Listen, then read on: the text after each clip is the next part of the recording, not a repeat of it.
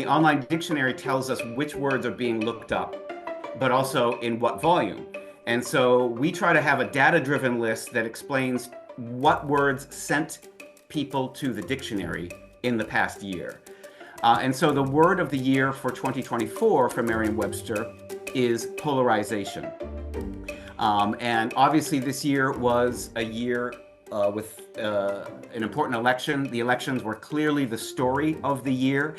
And polarization is the term that has been used by everyone. Can be tied back to the polarization that we... Because people are very polarized. The world today is very polarized. I will also say that polarization, it means division, but it's a very specific kind of division. I mean, the word division just means split, so that could be divided very closely.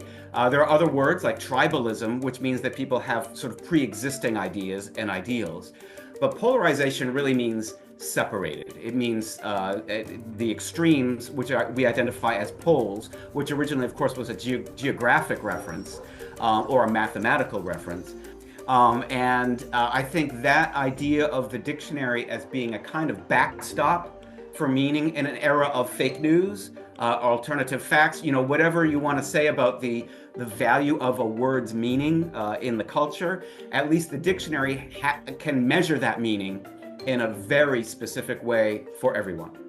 This is a word that came in the 1800s, much later, because when they were starting to talk about polarization, you were talking about both visual science, so whether, and that's why we say polarized sunglasses, for example, and also, of course, electricity itself. That the way that we use electricity depends upon, you know, two different poles. And so it came in as a scientific term. And it came in the early 1800s. And I find that interesting just because in 1,000 years of English, that's a pretty young word, actually.